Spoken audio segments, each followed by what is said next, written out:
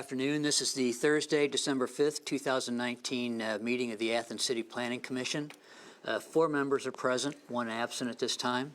A quorum has been established. Is there anybody in the audience who would like to speak to the Planning Commission today? Raise your right hand. And do you solemnly swear to tell the truth as best you know it? Thank you very much.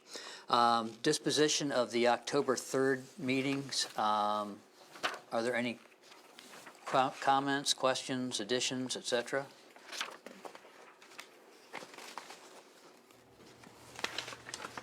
I move to approve the minutes as written. Second. All in favor? Aye. Aye. So that's unanimous with 1 absentee. I would like to make a motion that we move communications in front of cases today. Could we just move the one? Pardon me? I'm sorry. Could we just move the one communication? We can still keep this one at the end. But it's just the credit union. Yeah, I'd like to get rid of both of them. Would you? Okay. Yeah. Is there a second? Second. All in favor? Aye. Aye. Aye. So that's 4 in favor and 1 absentee. So we'll start with communications, Ohio University Credit Union Building Addition at 944 East State Street. Would you care to, yes, good morning. Thanks, Mr. Chair. This is Title 41 Communications for the Ohio University Credit Union, 944 East State Street. There's a 7,080 square foot 2-story addition proposed at this existing facility. Okay, thank you. Is there someone representing the Ohio University Credit Union? Just come to the podium. Please state your name and the firm with which you represent. Hello, thank you for having us. My name is Josh Most with Westney Construction. We're out of Gahanna, Ohio, close to Columbus. I'm also joined today by my engineer, Ken White with DLZ Engineering, as well as the CEO, Corey Corrigan of Ohio University Credit Union, and board chair, Chuck Culp. Thank you for having us. We currently are proposing a 7,000 square foot addition onto 944 East State Street. What you have in front of you is a package representative of the renderings that you see on the floor, as well as the preliminary civil drawings, as well as the architectural set of documents that have been submitted to David Riggs as part of Title 41. So what we're looking to do is to start work sometime in the spring, March 1, on this particular site. We currently have the interior of the first floor of 944 East State under a renovation. We're basically bringing up the interior finish package, no real structural modifications, to their current brand that we previously completed at 12 West Union. The credit union, founded back in 1955, has been a long fixture and financially trusted partner of the community and the university, and they've been blessed with the good financial success, and also have been able to grow and develop and offer additional services to the community. As part of that new development, they're also working on their delivery system to the community, including the upgrade of technology, and also to further their client interaction and member interaction within the community. So I just asked if there was anything that you had to add to that, Corey or Mr. Cope. So what I like to do first is to show you, I think picture sells everything. So I've got renderings on the floor showing a perspective, as well as where the location of the addition will be. It's going to be on the rear of the building, and it is going to be as you're on East State, and then the McLaren Easement Access Drive, we're going to be on the northeast portion of the property. We're going to construct a 2-story addition that will basically match the existing finishes and architectural features of the existing building, with a little bit of accoutrement with a flat roof to tie back into the existing. That will serve as a operations expansion. They'll have their executive officer suite on the 2nd floor, and then they'll have their basic leadership and resource structures for human resources and member services and HR on the 1st floor. And we will, like I said, we are currently renovating the 1st floor, which is to upgrade the retail service entry and lobby. As part of this, we'll be adding some parking on the north side, which we currently have 97 parking spaces, so we'll be adding another 25 parking spaces to accommodate the growth in the addition, as well as maintain the 22 existing member parking spaces that's present. As part of the addition, we'll also be seeking approval from zoning to access widen the McLaren easement, which is a private easement held, as well as an entry off of that widened access easement drive to go with a one-way entrance into their parking lot so that they can create basically a much more safe and viable method of entry to the site, because they will have a drive-through as part of this that is existing. And as part of this addition, we'll be taking that exit drive-through and moving it to the western portion of the site. And so in order to make sure that we don't create any kind of congestion in an already entry exit, we're wanting to make a one-way entry to the northwest corner. And then this existing entry exit will become a one-way exit and back out onto East State at the light. As part of that additional parking, we'll be doing a retaining wall and excavating into the hillside, which is already terraced. There's already storm water that's already currently present to take off drainage, and we'll be taking out approximately a 3-foot high section to a 12-foot high section at the northeast corner, building a structural retaining wall with drainage, and then paving for an additional 20 parking spaces.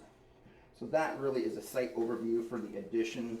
Is there any questions at this time? If not, I'm going to play a video that we will show for it's a perimeter, a fly around, and then a walk through takes about 3 minutes. Are there any questions to this point? I have a couple, but I'll wait till I Okay. do. If you want to go ahead and Okay.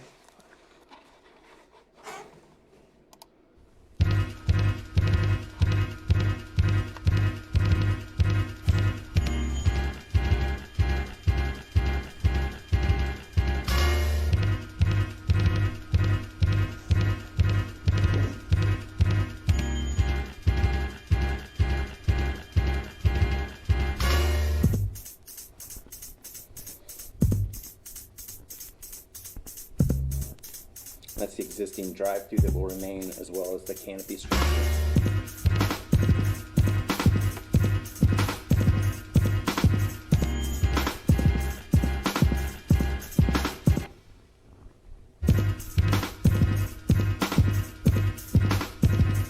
That's the overview of the exterior, and then we're going to move inside, and this will show what we're currently, we have a state permit for approval for the interior renovation. We're on our second week of the construction.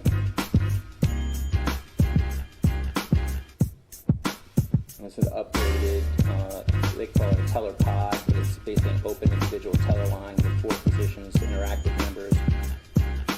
This is a informal waiting area, and then looking to the south side is a bistro style informal waiting area and informational area where members can engage with member service reps to talk about their new products or the offering issues they have with their existing account.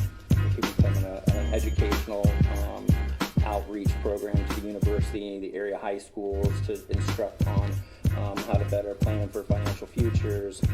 They're looking at different types of ways to utilize that area. And this is the interior of the addition first floor.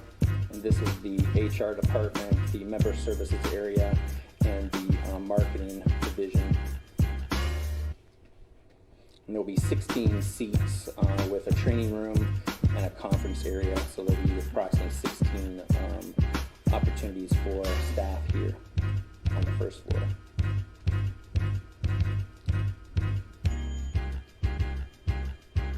So drywall construction, steel frame building, acoustical ceiling, upgraded finishes, standard carpets and system furniture, LED lighting, of course, throughout the addition as well as the exterior. There is a north stair route that's coming up here, a private office for HR.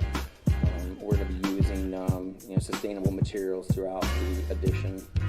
This is a north exit going out and entry for the staff, stairwell to the north tower that connects both the first floor and the second floor. And then this will be the leadership team and executive area. And this represents the brand that's downstairs and then also at 12 West Union, also occurring right now in our third week in construction at 90 South Schaefer Street. So primarily the executive membership, staff of the credit union, and then extended learning area. The baffle system is a brand element that we pulled from West Union and brought to their other location at 90 South Schaefer Street, as well as to their corporate headquarters on the retail. And it really is just, we just found that the site really aimed to, because of all the forests, the trees, the hillside, the landscaping, we just felt like it was imperative that we had to put enough glass in there to bring the outside in, and that's what we're trying to accomplish for really a back of house operations facility that really isn't seen from the street. And that concludes the addition presentation. Any Member questions with Stone, that? you had a question? I do, just a couple. Can you describe more fully the easement relationship on the McLaren access area? As I look at the existing conditions plan, it shows property lines and right-of-way lines. Does the credit union hold title to an easement from McLaren? Does McLaren hold title to an easement from the credit union, or is it a cross-access easement? Can you describe that? Yeah, and I have a copy of that I can enter in. It is a joint relationship between Jim McLaren and the credit union that was filed in 2002 when they built the original corporate headquarters. Yeah, that would be great if we could have that be part of the record. Okay. As we approve this Title 41, I think that's some due diligence to make sure if there's anything that needs cleaned up, that we try to get it cleaned up right now. It's probably fine because I vaguely remember when that transpired, and I knew there was some sort of agreement. The second, and this is a question, you may not be ready to answer this now, but it's also somewhat of a comment.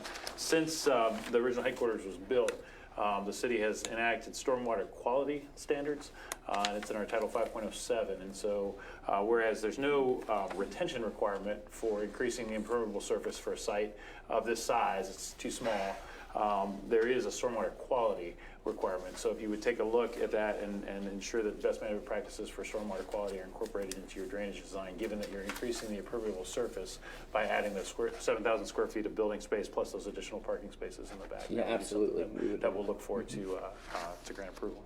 Yeah, we had planned to put a detention on the site on the west side in the green space, but then when we saw that portion of the city's storm quality management, I think when I talked to the code department, and it doesn't look like that was necessary based on the size of the building. But how would you want us to address that?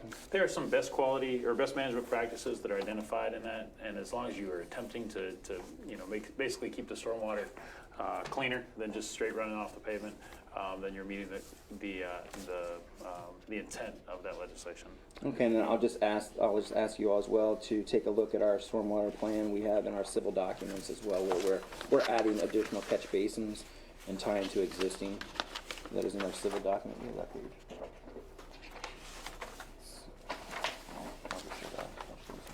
Landscape plan.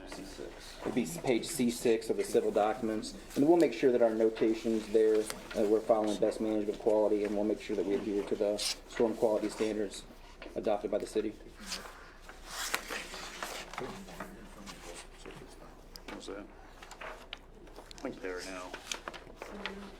So, total, how many parking spaces will there be? There'll be a total of 119 parking spaces. There's currently 97 current parking spaces. And how many ADA parking spaces will there be? We have 5 existing ADA parking spaces, and then we've added an additional. There's 4 existing.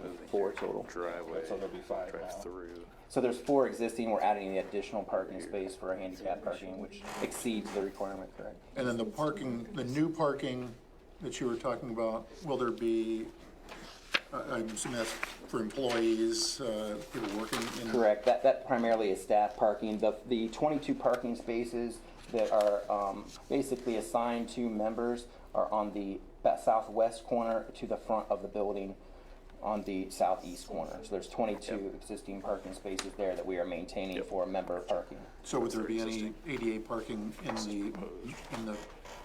the staff parking area?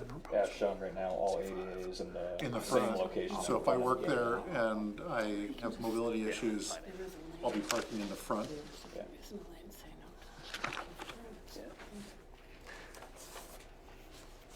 Sorry, Mr. Chairman, the sidebar discussion we were just having had to do with the East State Street Drive specifically, and you know, as we look at sheet C 5.0, showing the new site layout, it appears as though your drive-throughs now will kind of be steered more towards that McLaren access road and the signal, which is good, you know, so that's an improvement. I don't believe right now that there's any kind of restriction at the East State Street curb cut that says right turn only. I mean, you have a pavement marking indicated for right turn as opposed to a right turn and left turn. We would request that you add a sign that says right turn only. And we realize that, you know, we're not going to put a median in East State Street and physically prevent it. But, you know, we want as few people as possible trying to make a left out of that East State Street curb cut. That's a good point. As a matter of fact, that was one of the reasons why we had looked at just widening the entry exit that they have an existing issue with now off of the McLaren entrance and exit. And it really just didn't make sense because of the number of people that to try to make that left turn there. That's not really a well-controlled intersection. Right. So we were trying to alleviate that, and I think by your suggestion, that will even improve the condition that we'll have. But the majority of the traffic, other than staff, will be coming out to the light in our new location. Yeah, I mean, that's the goal. So, good. Are there any other questions? Is there any comment from our live audience? Someone wants to come to the podium? Remember, this is just a communications only meeting right now. Just please state your name and address, please. Rob Barber Delac, 124 Morris Avenue. So I don't know if I can get an answer to the question, but what I'm curious about is, you know, the way to reduce environmental impacts and stormwater runoff is to minimize the impervious surface for a project like this. And the city has zoning requirements that are requiring a certain number of parking spaces be added for this project. I don't know if these spaces that are being proposed to be added are in response to the city's requirements or if they're in response to the needs of the client. And if the client doesn't need all these additional spaces, or maybe fewer than what's being required, it would make sense to minimize the impact by reducing that. And that would be a variance probably in this case, but might I suggest that our zoning regulations are probably requiring too many parking spaces as it is. If you look at aerial imagery of this site, about half the spaces are actually utilized typically. So I think there's excess parking already, maybe a slight increase, but not probably as many as are being proposed. So, thanks. Thank you. Does anyone else wish to speak to the issue, the communications? Okay. Commissioner, we're all set? Great, thank you very much for your time, appreciate it. Thank you. Next would be possible major subdivision on Harold Avenue.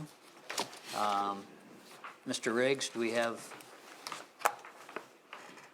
an introduction to that? Struggle here a little bit with plans. There's a proposed major subdivision located on Harold Drive. Andy, did you want to, I can be the holder of this. I can, yeah, if you want to be the holder, I can speak to the commission. So to orient everybody here, and I asked this communication come forward. We were approached by the property owner, and it's somewhat convoluted when I say property owner, in that there's a ownership and a long-term lease arrangement. But for all intents and purposes, the property owner who owns the first parcel at the end of Harold Avenue on the east side of the roadway. So right behind the fairgrounds, there's a kind of a metal building back there. This is kind of a long and convoluted part of the city that was the former railroad property and then was gradually developed over time after the railroad went out in the mid-1980s. It's to the extent now that it can't be subdivided any longer because of the fact that there's no public roadway. Our subdivision regulations say that if 5 or more parcels are served by a private easement, there has to be a major subdivision to occur, and so it can't be granted as a minor lot split whenever someone wants to split. All the lots that have been split or that can be split have been split in this particular situation without doing a major subdivision. It's somewhat unique in that it's not a major subdivision like we think of in that someone's building a bunch of houses and it's a subdivision, that to meet subdivision regulations and that. But because it's a major subdivision, it has to go through planning commission and then has to go and get approved. The plat has to get approved by council. What we've proposed back to the owner is that if they grant a public highway easement as necessary to go and front on the parcels involved, they would be allowed to go ahead and split the lots. I have a lot of history personally in my previous job with this particular property and drainage on this property and utilities on this property, and we believe that this is an opportunity to fix a number of those problems that have created over time, because the property owner wants to have the split so she can dispose of the other parcels, and we want to have the correct easements in place to be able to deal with the utilities and the roadway. So this document isn't the final version because this is what she's requested. The city has different requirements, and so we're having a surveyor prepare a modification of this plat. But I wanted to at least get the process going from a communication perspective and talk about this. And if you probably all driven back there and are familiar with it, basically this is Harold Avenue on the end here, and Harold Avenue ends into a private easement, and that private easement is a roadway that's on top of the old railroad embankment, and it continues to go down and serve the various properties that are on this side. This is Zone B3. We see this as a viable business zone. There's still a space to develop here, and it would be good if more businesses could go back there that are economic, that pay economic benefits, so long as we can fix the utility ownership issues and the road ownership issues as part of it. So that's until I have the updated document to talk specifically about where those easements would be granted as part of the split. I don't really have any other communications, but I at least wanted to get it before the board. When this came to us last year, a couple years ago, it's been so long, there had been some discussion about could that roadway be incorporated by the city as a street? Yes. Okay, is that something That's the thought. That's the thought. Right. I mean, that roadway right now is serving the mini storage. There's another storage building back there, commercial building. What is known as Athens Visiting Nurses is still Hospice. Yeah, hospice. Yeah. And then the current commercial building on this property. There's some space basically that could also be developed into sites for other commercial buildings, but currently can't be subdivided because of the fact that it's all off of a private easement. So, our thinking is that it would be logical to go ahead and make that a public road and the city take ownership of that the rest of the way back. Thank you. Are there any questions on that? It's an improvement from last time. It's improvement from last time? Yeah. Yeah. Another square Let's see. improvement. Anything from our live audience? Sure, just gone ahead to the podium.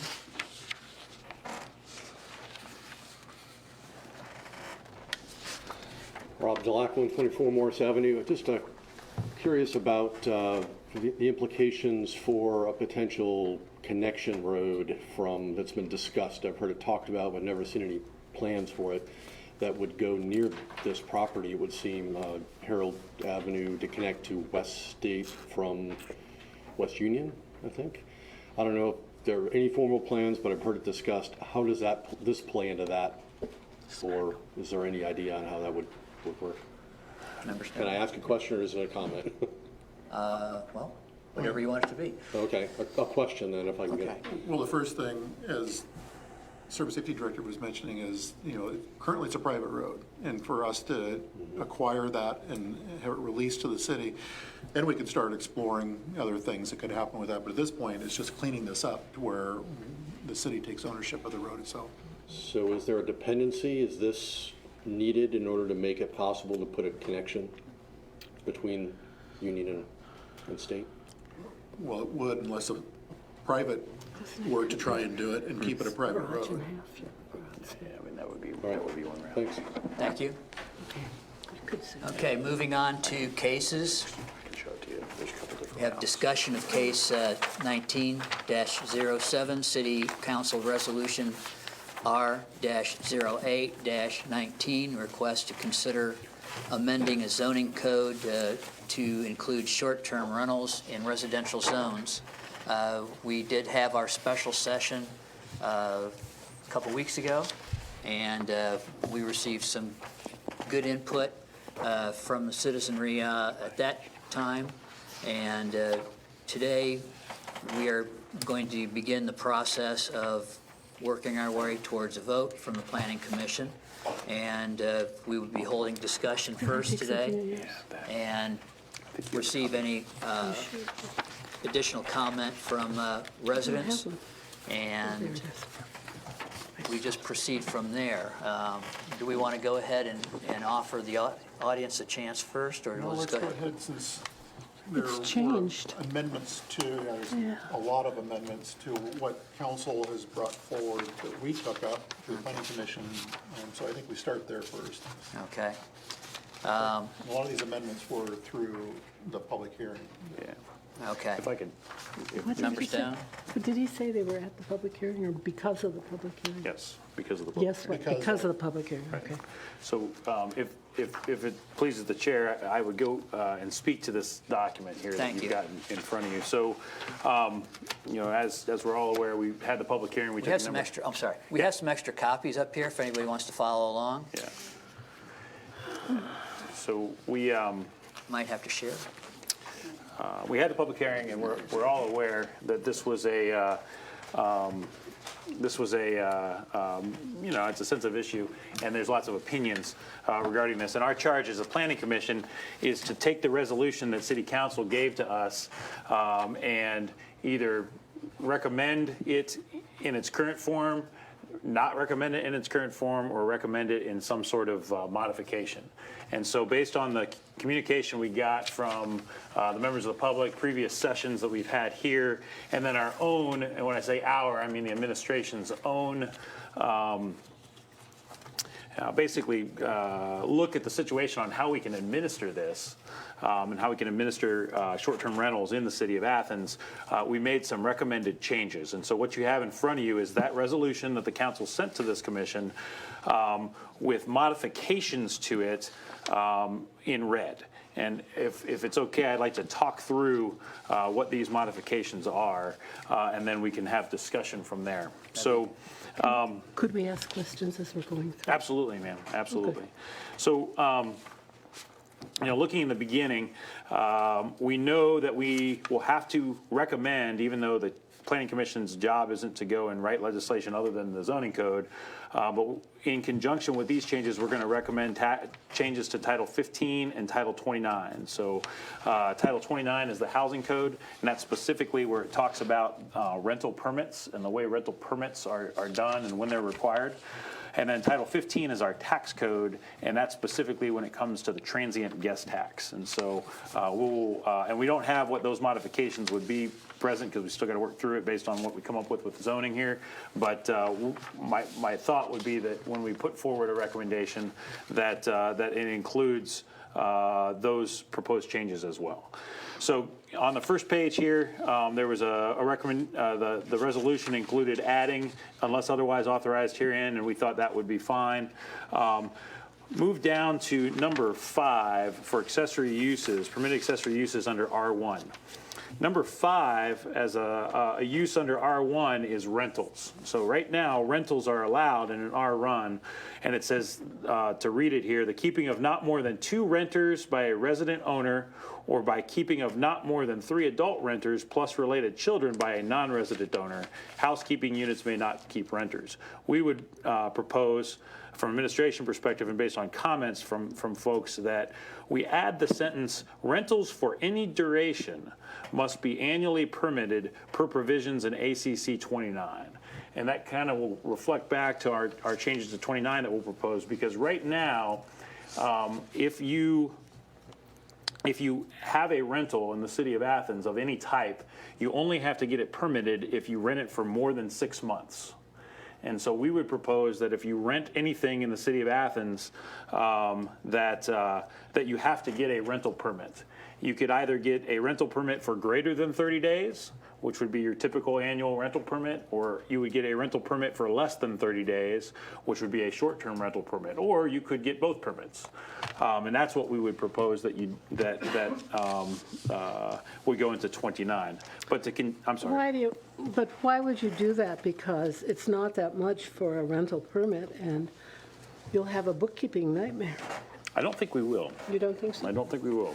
Why? I mean, we keep track of, 5,500 rental permits already. Yeah, but just now you'll have two on the same property? that, You ought to reconsider that one, I think. I think, I think we can look at ways to streamline that process. The important thing is that we would want to have, if something were to be rented as a short-term rental, we would want to have a record that it is indeed permitted to be a short-term rental. And because of that, there's a separate list of things that are permitted to be a short-term rental that can be submitted under that Title 15 from a tax provision for a transient guest tax, as opposed to a residential. Okay, so you would require all the things that come with the rental permit, checking Right. I didn't get my list yet, Oh. Andy. Okay, smoke detectors? Do you want to speak to this? Or if you want to, I mean, I think we would. It would be, You don't think, it has to. you'd have to be. Yeah, it would have to be everything in Title 29 that a rental has to have. And also the, what do you call it, the ground fault? I've been hanging around with 4-year-olds, I'm sick. Mr. Okay, Riggs? other things like that? Yeah, so with these changes, everything that's currently required for a longer-term rental would apply to the short-term rentals as well. So Even your egress, your smoke detectors, your outlet requirements, any other safety, fire Two per extinguishers. bedroom and all of that? Yep. Okay, Yep, that's all the size for bedroom sizes, all that stuff would come into play. not 10 by 7? Right. 10 by 7 that's the minimum requirement now for one person in a room. So that would still Couldn't even actually be make in my play. kids live in that size room. So to continue through these proposed changes, if you look, number 10 in the resolution was the homestay. And we propose to just strike that because we believe that it's covered via number 5 with rentals. And if you have to permit all of them, then it would be covered. So, and that is also a trademark name, and we shouldn't have it in the code, it would have to have a different. Sure. The news got to you too, okay. Right. Yep. So continuing down, you see conditionally permitted uses. One of the things that we heard loud and clear from the members of the public was the concept of tourist homes in an R1 was a lightning rod for controversy. That particular designation of and I think people conjure up in their mind a great big house full of partiers in the middle of an R1 with a tourist home. And so what we would recommend is that we move this from a conditionally permitted use in an R1 to a principally permitted use in an R3. We also would recommend that we would modify the definition as written here to 5 unrelated guests or 1 family for no more than 30 consecutive days, and then add the sentence, a short-term rental permit is required. The reason for that change is that 6 guests trigger the ORC rooming house rules. So that's a whole other level of requirements when you have a rooming house. And so we thought 5 unrelated, and I don't know if you want to speak any more to rooming houses versus, I mean, there's other issues when you have rooming houses, basically. And so we thought 5 unrelated guests or 1 family would be the way we'd want to designate this, but then move it to principally permitted in R3 rather than conditionally permitted in R1. Is family defined in that? Family's defined, yeah. Yeah, I mean, I know it's defined in the code, but is it, I mean, there's a lot of slipperiness that goes on in the regular zoning code with family. I mean, I thought 5 was too small. I know what you're doing, but I think that there are people who, a married couple, rent to 3 other, 5, there's all kinds of stuff like that, and their kids. I don't think it's bad to have it, but I think family is kind of a slippery. Well, I mean, definition. we If it's in talked this about one. this downstairs a little bit. Let's say, if, you know, I'm the only one that's a landlord up here, Right. that's why I'm asking. well, let's say that we have I'm a good this landlord. tourist home in place, and I have a family of 6, my Mm-hmm. wife, and I have 4 kids. God help you. Yeah, right. We come in, if we don't give them the right, and this house has 5 bedrooms in it, and we want to rent the whole house for just our family, we can't do that if we just say 5 unrelated guests, because we would actually be 6. I'm not opposed to it. I just wanted to make sure that it wasn't going to be a slippery thing. Okay. So to continue on through here, so we'd recommend making that move. The next page, there was a change in the resolution of owner-occupied or owner-managed beds and breakfast establishments being added as a, in the principally permitted uses in R3s, and we thought that was fine. Right now, it's a conditionally permitted use in R3. We thought principally permitted use would be fine. There's also definitions, and we've managed beds and breakfasts, or people have managed beds and breakfasts in other areas already. So we thought that change was fine. Going on down to section 5, the changes to definitions, we thought we should change the bed and breakfast definition and get rid of the concept of a bed and breakfast permit and just say a short-term rental permit is required. And it would be the same short-term rental permit for a bed and breakfast or a tourist house in R3s or below, or a smaller short-term rental that would be in an R1 or R2, but for less than 30 days, and it would be the same short-term rental permit. We would recommend deleting the guest night definition. We would recommend all of this, deleting all of this additional language about the size of square feet of rooms, because it's covered in our housing code already, and we would just make reference to the housing codes. Recommend deleting the homestay. I recommend deleting that last sentence as unnecessary under short-term rentals, because everything that would be less than 30 days would require a short-term rental permit. And then again, the modification to that tourist home definition from 6 guests to 5 unrelated guests. And other than that, those were, we thought the other changes to the zoning code were, administratively anyway, we can manage. And so this is what from the administration perspective we would propose to the Planning Commission, and then if we want to, open up for further discussion or further changes that we want to have, we can do that.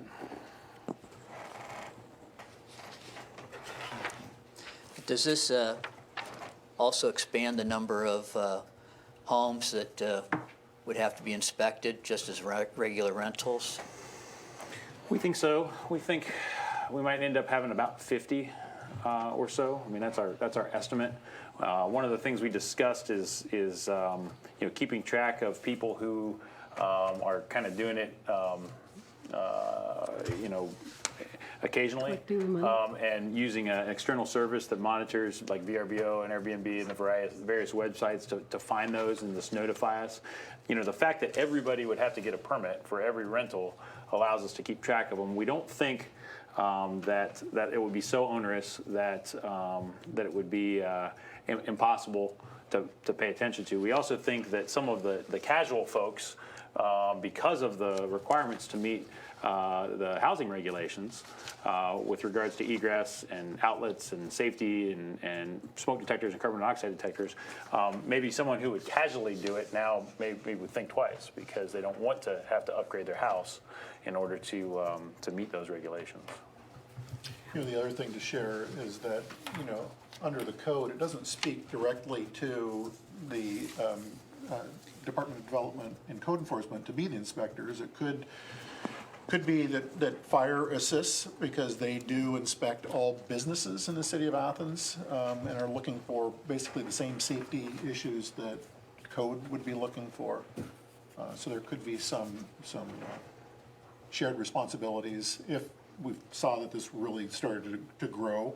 But I agree with Service Safety Director in that with the way this is written now, I think someone who would casually think about doing something like this is going to rethink that, because can they meet the requirements under Title 29 to be able to have a safe and effective place for someone to stay? One thing we didn't speak to, sir, and we talked about it when we were looking at this, is if you have to get a rental permit to do it, you have to meet the bulk controls, which includes parking. So, so if you currently, you know, and because I know parking was a big discussion from members of the public, and so that someone would take a house that currently doesn't meet the parking requirement and go and turn it into a short-term rental.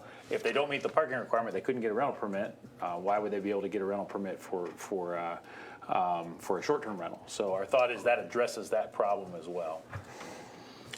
So the only change, to just summarize, is the R1. It becomes a bed and breakfast, which is an old term, and the, tourist home, right? No, wait a minute, there are threes. So in other words, the people who came got what they wanted, pretty much.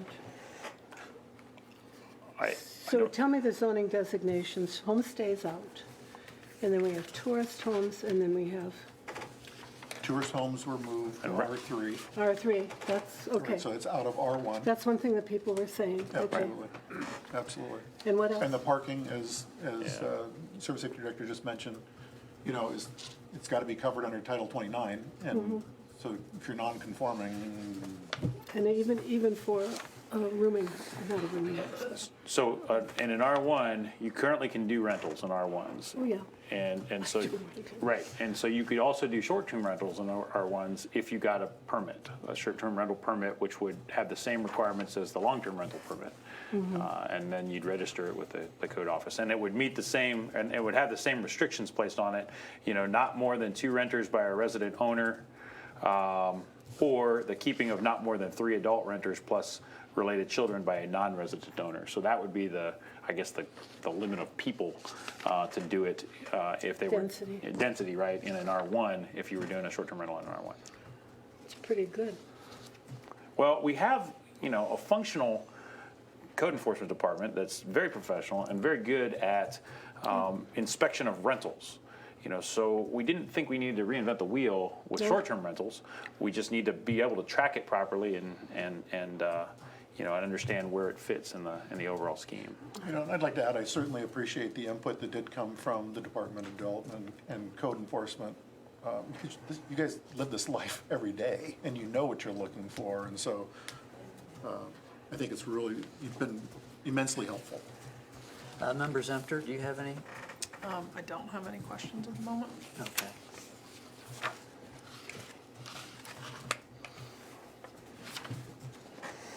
And this would be conditional upon whether it was accepted as an Airbnb or was accepted in R1 to begin with. In other words, if we just rejected our Airbnb usage in R1, then are you still proposing some of these changes, or? Oh, I guess I don't understand your question. Well, let's see. Just saying that short-term rentals are not allowed in R1s? Well, just for the purpose of the Airbnb aspect, that what we are trying to address with residents who are concerned about that. I think we need to be careful here, because, I mean, are you talking about a platform of any, I mean, because a short-term rental is any of the trade names that you're mentioning, you know, whether it's VRBO or Airbnb or anything else that comes up, but that's why we're using the language of short-term rental, so, and that's what those platforms are. At the end of the day, they're short-term rentals. What we would be changing is that currently you don't have to get a permit at all to rent for less than 6 months in anywhere. Right. This would add a requirement to get a permit for renting both long-term and short-term. And then the restrictions that are already identified in R1s on rentals would be the restrictions that would be levied on the short-term rentals, which is the no more than 2 renters by a resident owner, not more than 3 adult renters plus related children for a non-resident owner, and then all of the bulk controls that go along with it. Okay.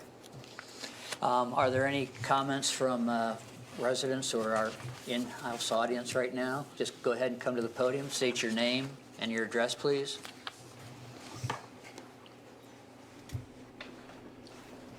Joan Kernansky, 56 Mound Street. Well, I appreciate all the effort put into this, and I appreciate the board responding to the hearing. I am a bit stymied by number 5 under permitted accessory uses. And maybe that's what the chairperson is trying to get to. Rentals for any duration.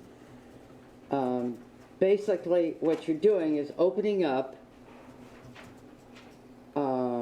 short-term rentals, B&Bs in R1 neighborhoods, and with no regulations. So we could see 3 houses down on Brown, 2 on Mound, 1 on North Congress, 1 on Mulligan Road, but all in R1 neighborhoods, and there could be no one on site, and people could be coming and going to these places. Because it doesn't say that someone has to be on site in a short-term rental, because you could rent to 3 people, correct? So what you've done with this, I mean, maybe the wording could be changed to rentals for duration period of 1 month or more. I mean, somehow you have to qualify this, because what you're doing is you're just opening it up to bed and breakfasts with no one on site, and that is part of the concern, is no one's on site. You really haven't given any definition to this. I understand the 6-month thing, and that was brought up in conversation before, so I see where that fits in here clearly. But short-term, 30-day, bed and breakfast, whatever you want to call them, there are no guidelines for that, and you're opening up that situation everywhere in an R1 and an R2 zone, because R2 can do whatever happens in an R1. So you can't, you have to, somehow you have to qualify this so it doesn't include 30-day rentals, and that's what's disturbing to me. Otherwise, my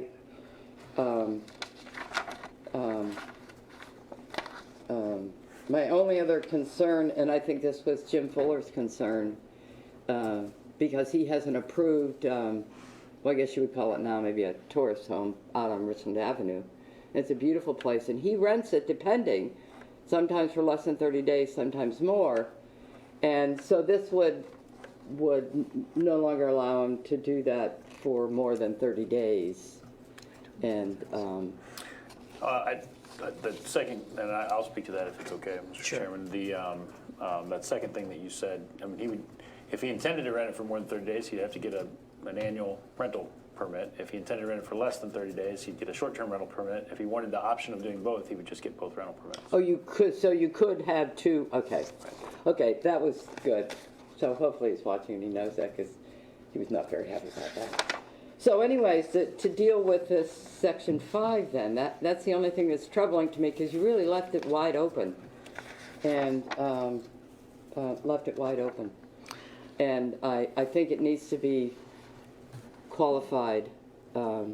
Somehow you need to, even if you say, I mean, so what you, or unless the intent was to open it up to bed and breakfasts, to allow bed and breakfast. If that was the intent, then you've done that. But if that wasn't the intent, then you need to either put a statement in there. I find the bloody page here. Oh, there it is. That says, this does not apply to short-term bed and breakfast rentals, or however you want to qualify those terms, because otherwise they're going to be popping up. I mean, there's 1 empty house on Mount Street, there's 2 on Lancaster, on North Lancaster, there's several on Grosvenor Franklin. I mean, all of a sudden are people going to start buying these up and put it, and then They are put, buying them up. if they own them under LLCs, then nobody's there, and then, you know, and then we have problems. Those are the kind of problems we were originally discussing, behavior in the R1 neighborhoods. So basically what you've done here is allow bed and breakfast in the R1 neighborhoods without any controls, and that's what's troubling. So otherwise, but that's a big otherwise for me. So, anyways, Thank you. Someone else wish to speak? Thank you. Just come to the podium. The definition of bed and breakfast is somewhere. Yeah, I mean, it's in there and it stays defined, because that was one of the spaces. And please state your name and address. Thank you, Mr. Chairman. Mary Abel, 48 Strathmore. Thank you very much for the public hearing and listening to the comments. I think all of us involved greatly appreciate that. I would just echo what Ms. Kronansky has said about the bed and breakfast and the short-term rentals, defining that. I believe that was one of the things that was discussed, and one of the things is what is the intent of the commission, is that to allow bed and breakfast in an R1 or not to allow them. And I think that's one of the concerns.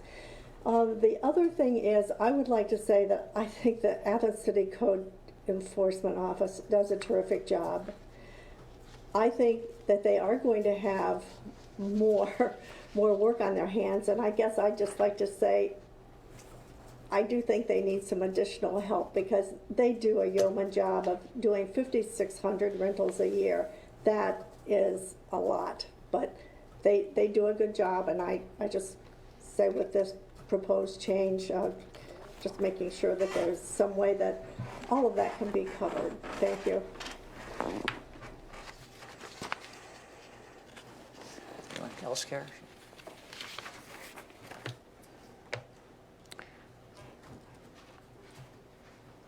So Rob Delac, 124 Morris Avenue. I'm a little confused by the changes and have to think through it and maybe ask questions to clarify some things. But I have a specific question, which is that there are a number of faculty that when they go on sabbatical currently have informal agreements where they have people stay in their home when they're gone. So they're not even on site when this informal renting is occurring. What are the implications for that? Would that mean that they would have to get a permit and meet all the controls and regulations for a rental? Is that correct? That would be the implication. We discussed that actually, and it would be. They should. Okay. Thanks.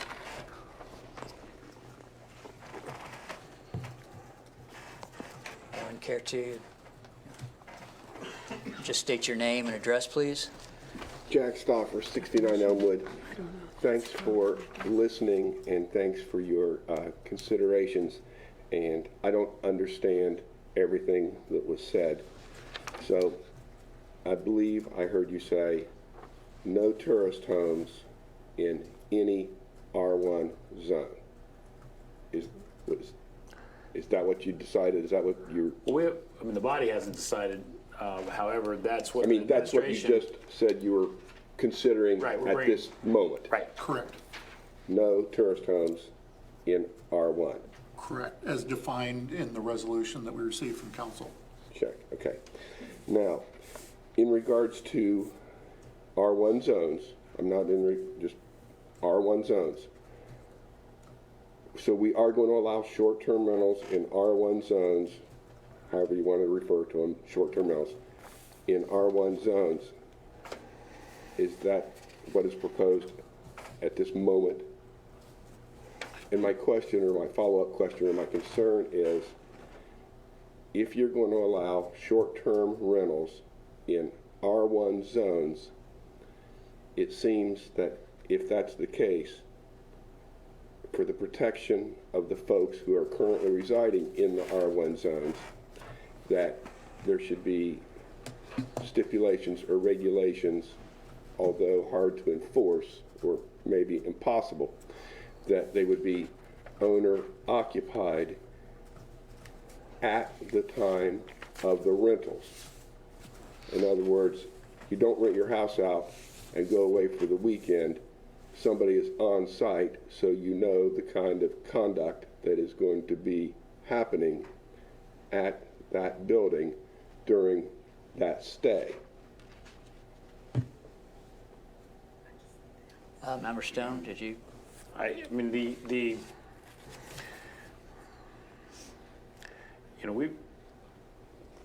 currently you don't have to get a permit to rent your property for less than 6 months under our current code. This recommendation that we're putting forward from the administration perspective to the planning commission would require everybody who wanted to rent their property to get a permit. If they were renting for less than 30 days, They would need both, you're saying? well, if they're renting for less than 30 days only, they'd have to get a short-term rental permit. If they're renting for 30 days or more, they'd have to get an annual rental permit. If they wanted to do both, they'd have to buy both permits, basically. But they'd be subject to the same inspection requirements. As far as an on-site versus an off-site, this recommendation doesn't address that, I guess. And so, I mean, that would be a further restriction we would want to levy, or we would need to levy if we were going to recommend. I would think that that would be a restriction in R1, just R1, owner occupied and present when rented, whether it's for 1 night, 2 nights, 29 nights, or 30 nights, whatever that limit is, because that way it's not my job to watch the neighbor's house, it's the neighbor's job to watch the neighbor's house. That's a point that I think is a big concern of mine, and I think a big concern of those 250-some people that signed that petition. Although the petition just made reference to tourist homes, when I took part in that petition, and of all the houses I called on Elmwood, Sunnyside, Lorraine, and Hudson, 68 people were opposed to tourist homes, 2 people were in favor, 3 people said they needed to read and or think about it. That's 93% opposition, and I admit that's for tourist homes. But the folks in R1 bought in R1 because they wanted to be in R1. And when I was up here in front of this commission a year or 2 ago on a completely different situation, the mayor said, well, did you do your due diligence before you bought the property? And the answer then was yes. And the answer today about me living at 69 Elmwood was yes. I did my due diligence. I bought my home in an R1 zone with the regulations that were in force at the time that I bought my house in an R1 zone, and those are the conditions that I would like to live under.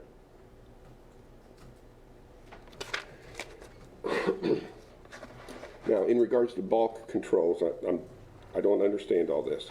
So I'm in reference to R1, any short-term rental or long-term rental, but we're talking about short-term rentals, are going to have to meet the bulk controls. That is, nobody gets a license for a short-term rental unless they can meet the parking requirements on their property, and no on-street parking will be permitted or allowed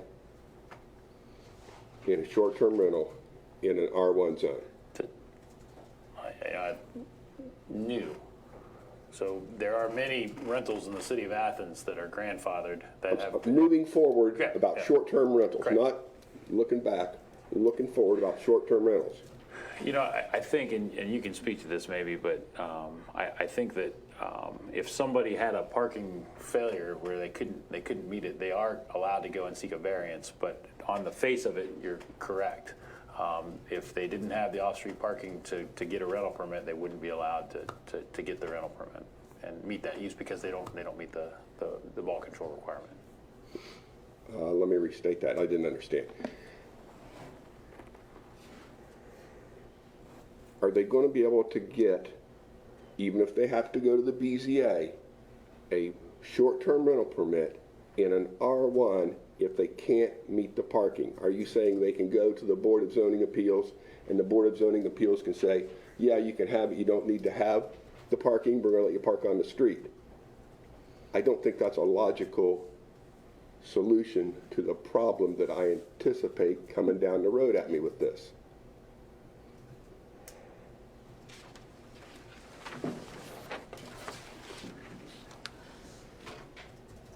I don't know the answer. I mean, I don't know how. Well, I mean, I haven't sat on the Board of Zoning Appeals. Perhaps someone who has can speak to how frequently you give variances for parking requirements on new rentals. My question is,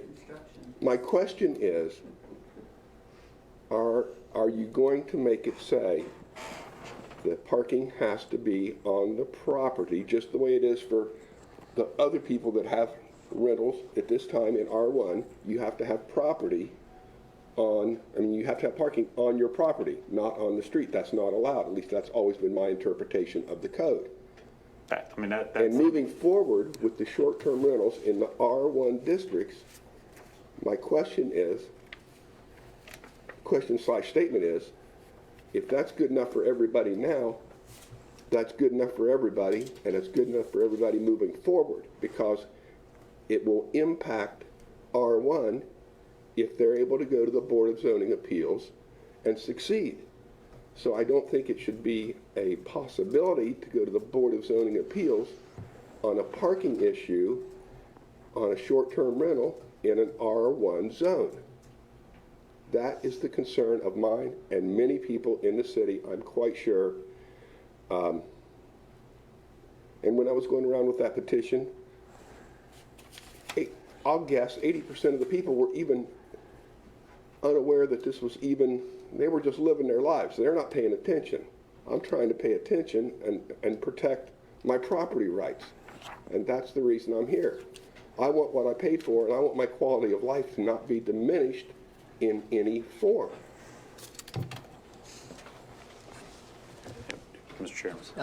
Yes. If I could ask, and perhaps you, can we have an instance where we have a particular aspect of wall controls where, variance simply can't be granted, where the Board of Zoning Appeals can't, no matter what, grant a variance? They always grant them. I don't think that you can. I think that the process would be that they would come in if they didn't meet the bulk controls. The code office would deny that, and then the appellant has an opportunity. We have to give them an opportunity to appeal. Right. If they normally you'd appeal to the courts, and in this case we would appeal back to the Board of Zoning Appeals. And with the Board of Zoning Appeals, though, is there ever an instance where the Board of Zoning Appeals simply is not allowed to grant a variance for something? I don't think so. I don't Go know ahead. that. I'm sure. I believe, and I may be wrong, but I believe the Board of Zoning Appeals does not issue use variances. So for example, in an R1 zone, they're not allowed to issue a permit for a manufacturing facility or something like that. However, when it comes to setbacks and parking and all those issues that are, parking is allowed in R1 zones, rentals are allowed in R1 zones, et cetera. So they're allowed to ask for a variance from a parking requirement. They issued, there's dozens, I would imagine. Joni, I'm looking at you, you're an expert. But a lot of parking variances are asked annually of our Board of Zoning Appeals. Typically they're denied, but an applicant is always allowed to ask for a variance from the zoning code. Gotcha. And then it is up to the Board of Zoning Appeals to determine whether that variance has merit or not.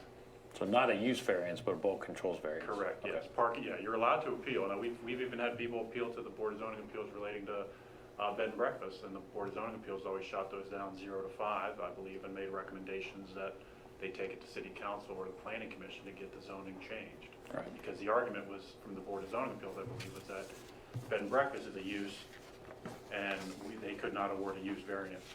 Right, I understand. Residential, right. I'm not sure I understood that. My request then becomes,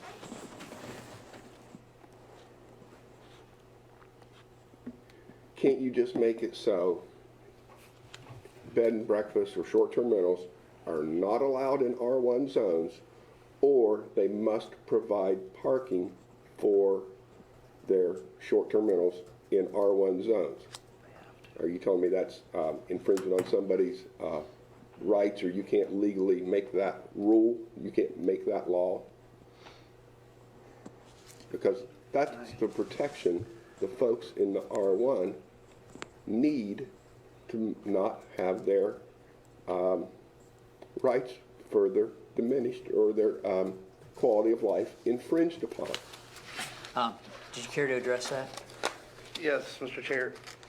Mr. Stoffer, I believe that the changes that were proposed to number 5 in the rentals is going to automatically requires them to meet the bulk controls for the parking. We're not saying you can have a short-term rental in an R1 zone without meeting the bulk controls, which includes the parking bulk controls. So, Lance, what you just said is, yes, you'd have to have parking Correct. on site. Correct. But you're also, or somebody else is inferring or implying that That's what you'll tell them, but they still have the right to go to the Board of Zoning Appeals Yes. and get it Yes. approved. Yes. Correct. And there's no way, Just like a. short of stopping all short-term rentals in R1, there's no way for that to work. Correct. Correct. Because then we would be attacking if somebody needed a setback. Right. Couldn't meet the setback requirement in the bulk controls. The variance process is established under Ohio Revised Code. Okay, I'm gonna take up 30 more seconds and I'm gonna sit down.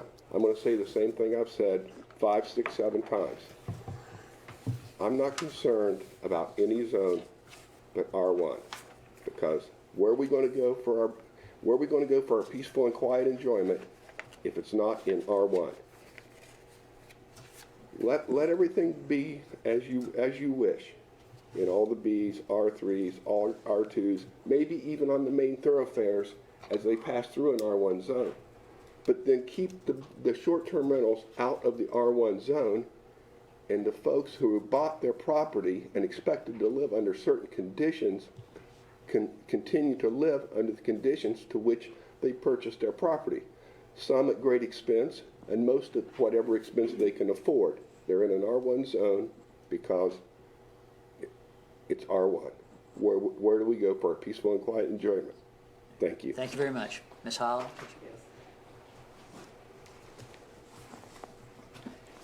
My name is Betty Hollow. I live at 31 Maplewood Drive, and I would like to say that I too very much appreciate the public hearing that you had, and I even more appreciate the fact that you listened to what people said there. I have only one comment, and again, it is related to number 5. I don't particularly object to the first part of that statement, but I do have great concern about the second part, which says, keeping of not more than 3 adult renters plus related children by a non-resident owner. And my concern here has to do with affordable housing. It's an issue that the city is concerned about, and as long as you have a property that you rent long-term or short-term that has not previously been a rentable property, you are taking that house off of the market for a city that has very little housing stock reserved to residents. So that's my concern, is affordable housing and the loss of some properties if this section part is allowed. Thank you. Is anyone else? Anyone else from the commission? Have anything? I guess I would say I don't think unless the commission sees differently, I don't think we're ready to vote today, because I think we need to see any recommendations on the other, what we're going to put forward on the other sections of the code that support this, if you were to make this change to the zoning code. So, I guess my commitment to the commission would be that I will work with my staff and the administration to get that language pulled together so that we have, later this month. Our charge, I think, is by the end of the month, or 20th or so, by Christmas, I think, that we have to do something back to city council. So probably our next meeting, we'll have that ready to go. So if we wanted to vote, we can do that. I agree with that, 100%. I mean, this is a big pivot with what was brought forward. I also think that in all fairness for city council, and in particular the author of the original, to be able to look over in more detail the changes that this body has brought forward. But again, I would just like to stress that I appreciate those who did come to the public forum. I apologize for not being there. I did review, though, the comments that took place as was recorded. But I also, again, feel that these are responsible changes in listening and addressing a lot of the comments that came forward. I think that to have this come under Title 29 is a good responsible change, or a path forward for having short-term rentals in the city of Athens in the R1 neighborhoods. But again, I think everyone needs time to chew on this. I'm sorry, I had one other, or if I could get into the record. I had a phone call the other day from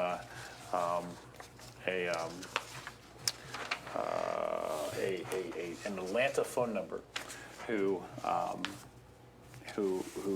indicated that he wanted to know if that he had heard that short-term rentals were not allowed in the city of Athens, and he was going to do one anyway, and he wanted to know what the fine was, because he intended to basically, call our bluff, for lack of a better term, and just put one in anyway, and he just wanted to pay the fine, and so sought to, and so our thought process there with that was he was baiting us into a situation where, we could create legislation that ultimately we would lose in court, and so rather than create a situation where we just outright said something couldn't occur, crafting common sense regulations around it, and then allowing it to occur in certain conditions would protect the city should a crusading attorney decide that they wanted to come sue us for simply outright prohibiting something. I still have a concern on number 5 as far as I don't see where it says owner has to be on premises. And, if you want to still do long-term, you're turning that over to a student, a faculty member, something of that nature. We're still, though, in the same position as far as allowing a short-term usage without the owner on site. And that would be concern 1. Number 2, I still go back to one of the first things I said, and I'm trying to understand it, is at that point, since we're formalizing a business within the R1, somebody having to go get permits, to me that becomes a business. And at that point, why don't we open up, why aren't we allowed, if the parking is available, why can't people use their homes then for business beyond just the independent stuff that they do at home without traffic coming in or out? As I understand, it's currently prohibited right now. Other than a home business, right? Like Talking about a home occupations business. are permitted in R1s. That's what he meant. like a lawyer. No, I mean, they are, but I mean, as far as to be able to have customers come in and out, you're still allowed at this point? You're allowed to come in, grab whatever it is you need to. If you bought, let's say, the simplest thing is somebody's running a small bakery out of their house. Right. They would be allowed to come pick up their donuts and leave currently. But now if I want to just go ahead and sell donuts, what's the difference? They come in now, I want to just pick and choose my donuts. Because they're not advertising on site, they're advertising elsewhere. All you're doing is coming and picking up the product that you've already paid for up front. You're paying for it up front, and you're just coming in to pick it up. But would that work for a lawyer too? Because lawyers and dentists are in the house, have home occupations. I mean, I think it's a slippery slope. Yeah, it gets great. It used to be. Certainly in the coding economy, there's a large number of people who use their home for business, and that they write applications for iPhone or whatever else, and they work out of their home. And so I don't think we would want to prohibit people from doing that by changing our zoning code. But it's part of it's part of what people do in R1s in certain instances. Could we look at the R1s and bed and breakfast question in other cities and see what we come up with? Those of us who are concerned about that. See if anybody, and if you don't find anyone that has it. I would just request if we did, if someone could give us specific language, because we've done a significant amount of research and a significant amount of effort in writing, and it's hard to. And it shows. Yeah, well, it's hard to get, lots of, well, we don't like that, we don't like that, we don't like that. Well, what do you like? No, So just find take a page out of the code of Chillicothe or wherever else. Stick it in and we'll. Just take a, so we had a number to look at. Sure. Maybe it's not even possible. Well, let me add, and I don't want to speak for Councilmember Fall, but I believe a lot of research did go into this and looking at other municipalities and the way their code read. Again, I'm not going to speak for you. If you want to speak to that, that's the question that came up.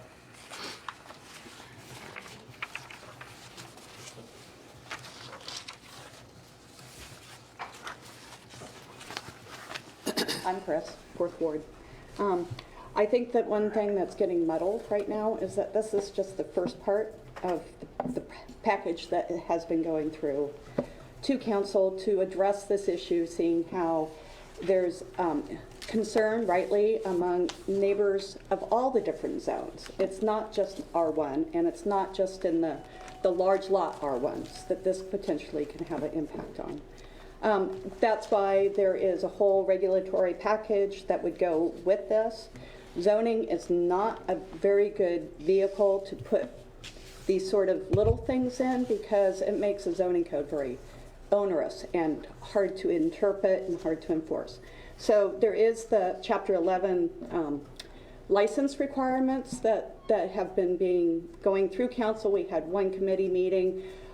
That's going to be probably, I don't want to bring it up anymore this year, so I will bring up with what you guys have put together, that Chapter 11 sort of regulations, which does address the issue of being on-site or not on-site. It addresses the various, what happens in the rooms and all those sort of things. So that's not a good thing for zoning to do. It's a different, better vehicle to do it in a licensing. So, any questions?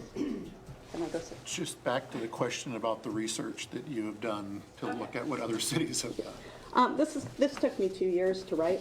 So, like Joni was saying, well, what's out there? I looked at sister cities, you know, our cities that we look to at the university and for city council, see what they were doing. I looked at some of the more progressive codes that are out there. I spent a lot of hours at three different conferences, going to informational workshops about this. So it's not something that's been picked out. It's not something also that's being specially developed for any one property owner in the city. That's not how people roll on the committee. So this has been well researched. If we don't do something, it will be just open season. And that's not what we want. And that's why we have to do something. So, any questions? Yeah, thank you. And again, I don't like to recommend anything just because, well, a big wave of people are going to do something, and you might as well just try to adapt with the flow. So I don't really, that one doesn't move me too much. Anything else that anybody would like to say here? Okay. Is there a motion to? Well, Mr. Stauffer, we're getting kind of late. Is it something like entirely new that? Give you like 2 minutes. I won't need that long. I'm not concerned about what any other town is doing in Ohio or America. I'm concerned about Athens, Ohio, and the R1 zone. And you know, the big catchphrase a lot of times now is sustainability. Sustainability this, sustainability that. I want sustainability. I want to sustain what I purchased and the quality of life I expected when I purchased it. And that is to maintain the R1 zone for the R1 folks. Thank you. Report from the city planner, Mr. Logue. Just very briefly, the Athens County, the hazard mitigation plan that we've been working on for the year, that is mostly wrapped up. I believe all of the villages and cities within the county have approved their section of that code, or their section of that plan, excuse me, and our regional planning commission will be forwarding that on to the state at the end of this month. Also, as an update, the B2D rezoning at City Council, that was approved on Monday evening by a vote of 5-2. And we're wrapping up the final draft for public distribution very soon of the city's updated comprehensive plan. Thank you. Thank you. Mr. Riggs? I just wanted to let everybody know that you'll be seeing 2 public hearings for Title 41 in the near future. One is the second hearing on the OU Credit Union. The other is the county EMS. So they'll be coming shortly to your doorstep. Thank you, Mayor. Any comments or questions to Mr. Logue or Mr. Riggs? Okay. Opportunity for citizens to speak about items not covered on the agenda today. Is there anyone in the audience who has an issue they'd like to comment on? Announcements and other business. Any announcements, Mayor? Just that there's a jolly old fellow and his wife will be arriving on Court Street this evening at 6 p.m. So just be cognizant of the fact that there will be a wagon giving rides to families and children. But we kick off the holiday season this evening at 6 p.m. with the tree lighting and elsewise. A lot of things going on. Thank you, Mayor. Our next meeting will be December 19, 2019, with the work of the Planning Commission concluded. This meeting stands adjourned. Thank you.